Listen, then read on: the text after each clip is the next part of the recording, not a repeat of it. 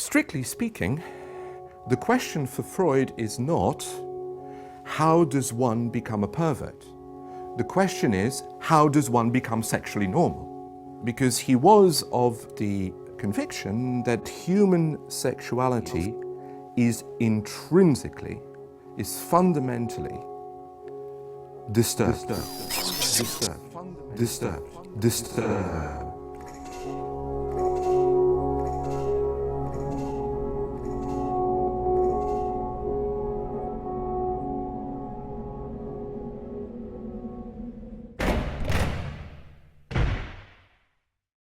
The first thing we need to understand is that when Freud talked about sexuality, he employed an enlarged concept of sexuality. It no longer meant genital penetrative sexual acts, but any practice that was invested with libido, that had an erotic charge for that person. Ooh, that's so good.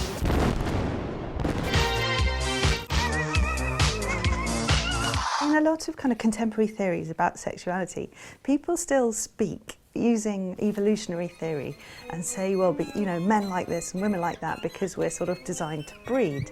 But everybody knows that it's not really like that. Human beings are so much more complex than that and more perverse and more difficult and look for totally other things. They might not be interested in reproductive sex at all. Which means that we need to move away from thinking that Freud's concept of sexuality is all about people having sex. It's about that too, but it's about much more than that. Our sexuality is not bound up with simply the task of reproduction, but rather we can find pleasure and joy as well as disturbance all over the body.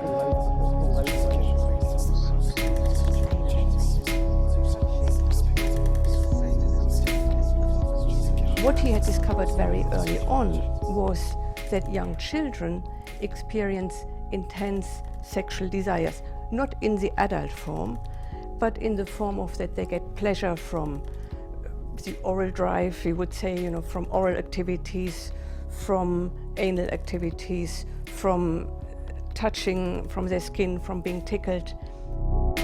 After a baby is born, the caregivers will focus on particular parts of the body. There'll be an exchange of looks, sustained eye contact with the baby. There'll be feeding, which obviously involves the mouth. There'll be speaking, which involves the ears. There'll be all sorts of other cleaning activity, bathing, changing nappies and so on, all the things one imagines in the care of children. They are early forms of what later becomes organized into adult sexuality.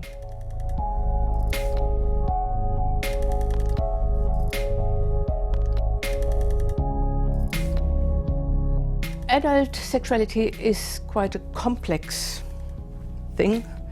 It includes all the various forms of infantile sexuality, like the oral pleasures, say kissing, anal pleasures, which may or may be more or less repressed and acted on, touching, looking, being looked at.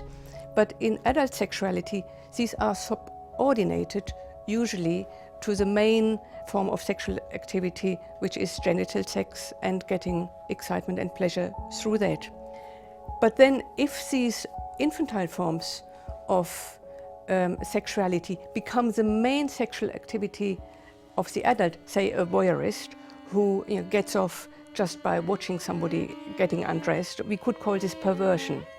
But this watching is a normal part of infantile sexuality. So in a way he's making the point that aspects of sexuality which in an adult might be regarded as perverse are there in infantile life. Sexuality, in the way we think of it as an adult, is in a way a much more restricted version of this sense of sensation and enjoyment in the body that is part of ordinary childhood.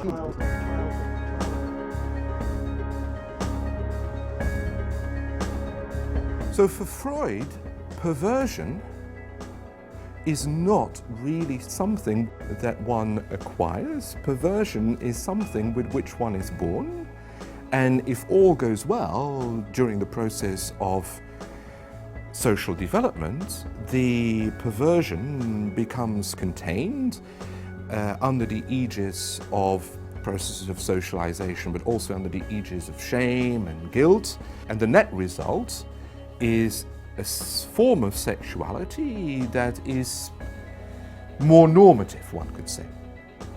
But Freud is interested in challenging the idea of a split between the so-called normal and abnormal.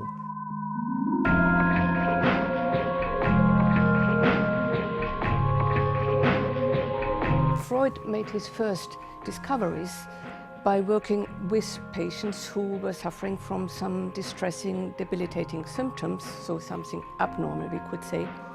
But what he discovered was that the underlying processes were processes that are normal to every person.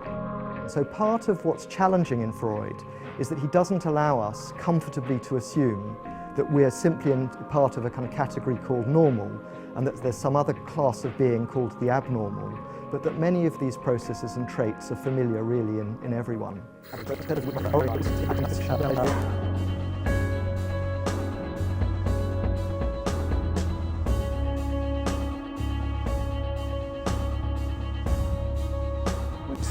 Freud showed that our sexuality will be built up through our interactions with our early caregivers, basically the family.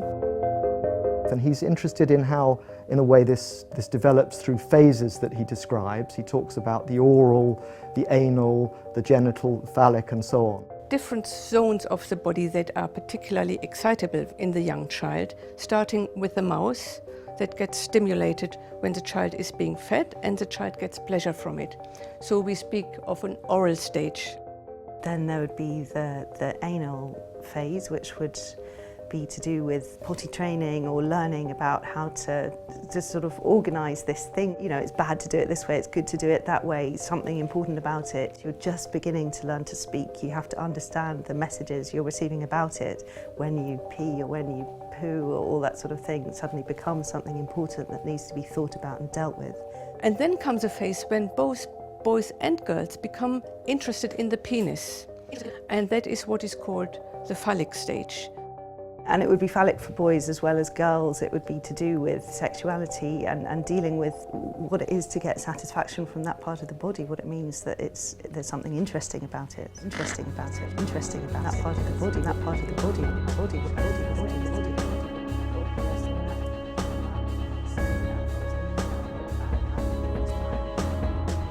The interesting thing about those activities, those phases as they're called, is that they're so obvious to parents of young children. You spend all your time with poo-poo and pee-pee and willies. And then a few years later, everyone's forgotten it. The parents have forgotten it, and the children have forgotten it. Children in particular, at the age of 9, would be deeply ashamed to remember the things they got up to when they were 3 or 4. Some ideas get pushed out of consciousness and then become unavailable, but they don't just go away. They still try to, they look for expression, so they try to come out, but they always come out as something else.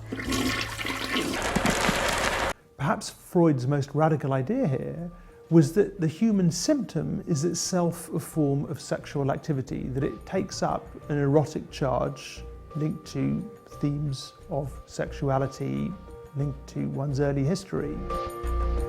Behind many neurotic symptoms is some conflict that involves a sexual desire.